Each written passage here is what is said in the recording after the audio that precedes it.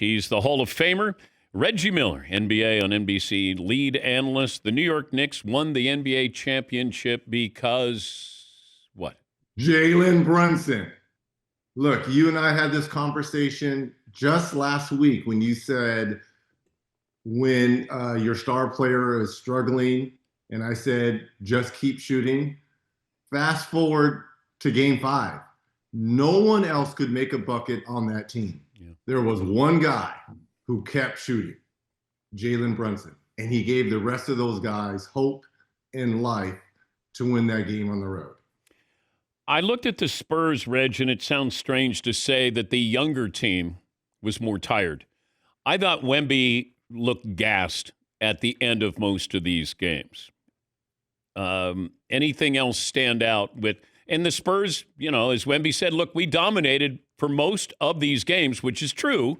They just didn't dominate when they needed to. But the Spurs lost because of, aside from Jalen Brunson, youth and inexperience. And I think we were all waiting for this youth and inexperience to show up. And it just so happened it showed up on the biggest stage in the NBA Finals. Look, I applaud what the Spurs did. For them to go into the defending champ's house in Game 7 and win that ball game and get a chance to move on. Maybe that had a little bit to do with fatigue, but I stated on air, I think it was in Game 5 or 6 when the Knicks were just waiting on who was going to win that series. I said, it doesn't matter who wins here in the Western Conference. The Knicks were going to win. You could just see how cohesive the Knicks had been playing. And I think for the Spurs, as great of talent as Wemby is, Stephon Castle, Dylan Harper, all those guys are great. And experience matters. You know what I would have liked? Again, we are playing Monday morning quarterback here for the Spurs. When the Clippers let Chris Paul go, Chris Paul had played a season with the San Antonio Spurs. I wish that they would have picked up Chris Paul just as an insurance vet on that bench for moments like the finals. Because there's certain things that went down in the finals. If Chris Paul had been at the end of that bench, and I love Bismack Biyombo. I love Kelly Olynyk. Great vets to have on your team. But if you would have had Chris Paul at the end of that bench as a point guard, I think that would have helped De'Aaron Fox. That would have helped Stephon Castle. To me, Dylan Harper was the best, most consistent Spurs player in that series, in those 5 games. Wemby got all the attention, but to me, Dylan Harper was the most consistent player. I just think Chris Paul would have helped. Again, this is Monday morning quarterback. I'm just talking. This is why vets matter. Youth got the best of the Spurs. Explain to us what the mindset of being a closer. Because Brunson is a closer. SGA is a closer. There's certain guys who are made for those moments. But what are they made up of that for some reason the moment doesn't get too big? You're not afraid of failure. You're not afraid to take the heat when it comes your way if things don't go your way.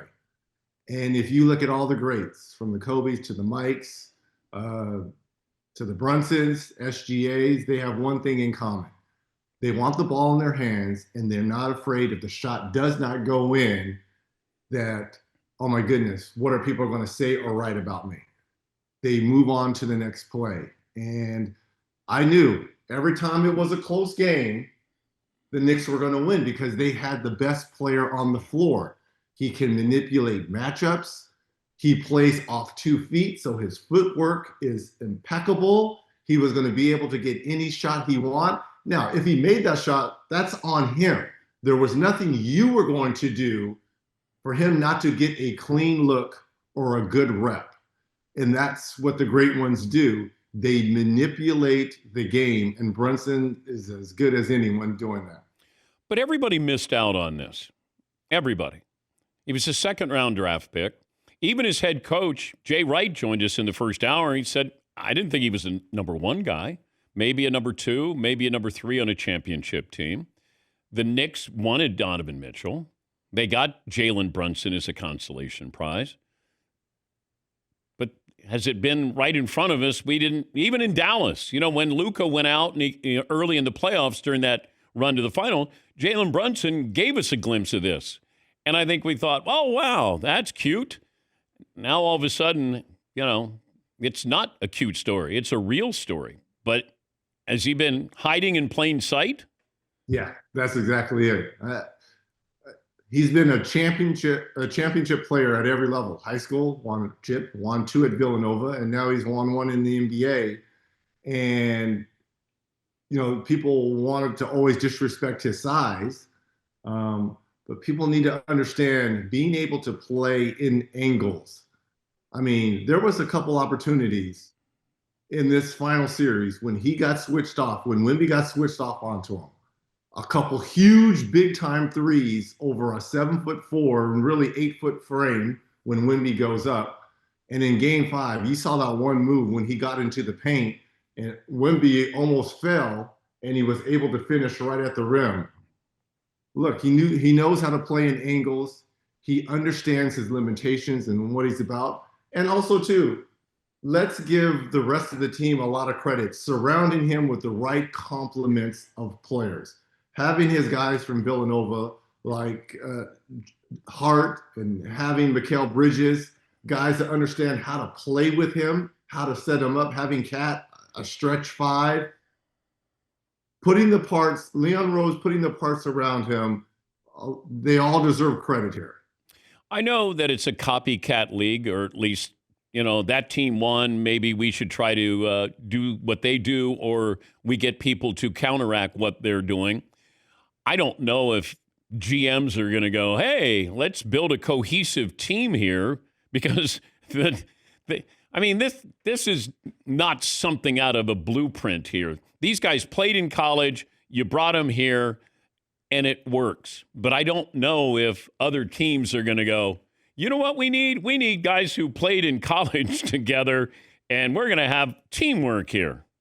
No, what they're going to do is, what the Knicks did really is copy the blueprint of OKC and Indiana just a year ago, playing 9, 10 guys, right? This is why Coach Thibodeau really was shown the door. He only played 6 guys the last 2 years in those conference finals versus Indiana, whereas Indiana was playing 9 or 10 guys, had fresher guys at the end of games. And Mike Brown comes in and says, okay, I'm going to trust in my bench. Jose Alvarado, along with Brunson, wins Game 4 in that 29-point comeback. Landry Shamet was huge off the bench all postseason. Deuce McBride. Mike Brown had trust in his bench. He played 9 deep throughout the playoffs, and that was a page from the Thunder and a page from Indiana a year ago. Depth matters. So that's where the copycat will come. You'll see more GMs and teams trying to load up. Instead of having a starting 5, you really need a starting 9. You need guys that you can plug in and out, that can play major minutes, and you've got to have depth if you want to win a championship now. Yeah, and it's good that you mentioned Mike Brown. He's going to get lost in all of this because this is about Jalen Brunson, the Knicks as a franchise winning. I thought Mike had a really good playoff run, and something clicked after Game 3 against the Hawks, and he made this. He took chances. He took chances. He made it work, and I'm guessing that those stops in Golden State and San Antonio prepared him for this moment. Huge. And think about that. I mean, this is a guy who took LeBron and the Cavs to the finals as well and came up short. So I think being the associate head coach under Steve Kerr and winning those titles there helped. I think his experience in LA, not necessarily winning, helped. And I think the pitfalls of being in Sacramento and, calling out your star player like De'Aaron Fox and then being shown the door a day later helped. That all builds character, right? So now you know the do's and don'ts when you get on the biggest stage, which is Madison Square Garden in New York, and you have this roster that's been successful, been knocking on the door, but hasn't been able to get over the hump. Well, what did he change up? He changed up his depth, trust in the bench. He changed the offense. You know what? JB, you can't be ball dominant anymore. You're going to have to be able to play off the basketball. The ball has energy. It will find you. It found him. They rode his shoulders. They changed up the offense. And here we are. Off season with Giannis. I was listening to Brian Windhorst, and he felt like getting to the NBA draft is when, if Giannis is moved. But I'm just trying to figure out the right fit, because people have mentioned Boston. I don't think you change your philosophy if you're Boston. You're a three-point shooting team. Now you're going to change that? I don't see that happening. But do you see a destination that makes sense for Giannis? I still like the Boston. I think if you're Joe Mazzulla, you do have to change a little bit. They took way too many threes. I'm sorry. And again, I know this is. But are you giving up Jaylen Brown? If that's what it's going to take, I mean, I'll have to see the rest of that roster. Yeah, I mean, I can't do that. 53s a game is way too much. Look how the game is being won now, especially in the finals and in the playoffs. You've got to have mid-range games, right? Threes are great, don't get me wrong, but look at the Spurs in Game 4. They fell in love with the three in the first half, built a 29-point lead, and kept shooting them in the third, and that allowed the Knicks to get back in. A couple drives here and there, a couple mid-range shots, you win that game comfortably. You can't fall in love with the threes. I thought the Celtics, granted they won a championship doing that, but it bit them in the behind in that Philly series. And I think they would change up, and I think Giannis would help in bringing in more twos, more and ones. I'm not saying you abandon the three altogether, but you still have Tatum to shoot threes. You would still have Sam Hauser to shoot threes, Peyton Pritchard to shoot threes. You just don't need 50, maybe, 35 to 40, right? And a lot of and ones. Okay, but if I said going into next season, who's a better team, Celtics or Knicks? With Giannis? No, right now, these rosters. So a healthy Tatum the entire season, better team. That's very close. But it's the Celtics. That's very close. But it's the Celtics. Yeah, it would probably be Boston. Okay. OKC or the Knicks? OKC. Look, it was a perfect tsunami for the Knicks. No one was beating New York. Even the Thunder, I thought, would have lost against the Knicks. But I think it would have been a better series if the Thunder would have been in the finals, in my opinion, because you had more guys to guard Brunson that weren't young. I mean, he took advantage of the youth, and that's what you play who's in front of you. You play who's in front of you. I just thought Caruso, Wallace, Dort, Isaiah Joe, and a little bit of SGA. Those are a lot of players you can throw at Brunson. But this series was a good series. San Antonio led in every game by double digits. They led 72% of the time. It's just they didn't have a guy who can close. And that proved to be that these games were, almost all of them were really close. They were. You didn't have a closer. OKC was a little too banged up for me. A healthy OKC, I think, is better than the Knicks. But San Antonio went toe-to-toe. I just think maybe history won't be kind to them because they lost 4 out of 5. But, I mean, they were in all of those games and led all of those games by double digits. That's why this will hurt the Spurs and Wemby even more. When you had double-digit leads in every game and you only won one of those games, that's very difficult. That's difficult to have double-digit leads. The 29-point, I mean, that's – you can't. Everyone keeps saying, oh, they're young, they'll be back. Be careful saying that. Yeah, no. I mean, someone go ask Dan Marino that, all right? It took 20 years for the Thunder to get back to the. They said that about KD, Westbrook, and Harden. Oh, they're young. They got to the finals. They lost to LeBron in Miami. They'll be back. It took them 20 years, and it was a whole different team to get back to the finals. Be careful when you say, oh, they're young. They'll be back. Nothing is guaranteed in this game. Got plans for the offseason? Yeah, rest, kids, cycle. That's it. What about Tour de France for you?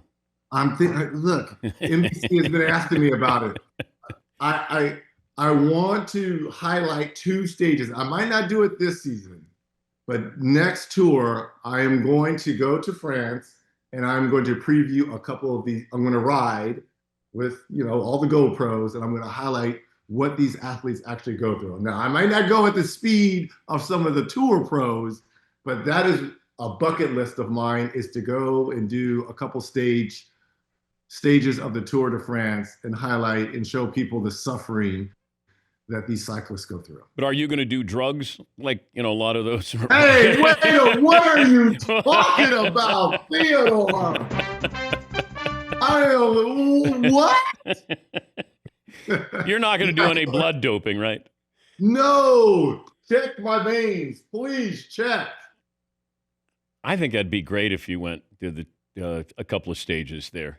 I want to do a couple stages just to show people what it's all about. But are you going to go into the mountains, though, Reg? Yes, yes. I want to. I'm not doing any of for the sprinters. I want to go up. We're going up. Yeah. We're going to the mountains. Thank you for your contributions all year long. It's been a great season. Thank you for having me back, Theodore. Love and appreciate you. Thank you, bud. Stay in touch. Yes. That's Reggie Miller Jr. III.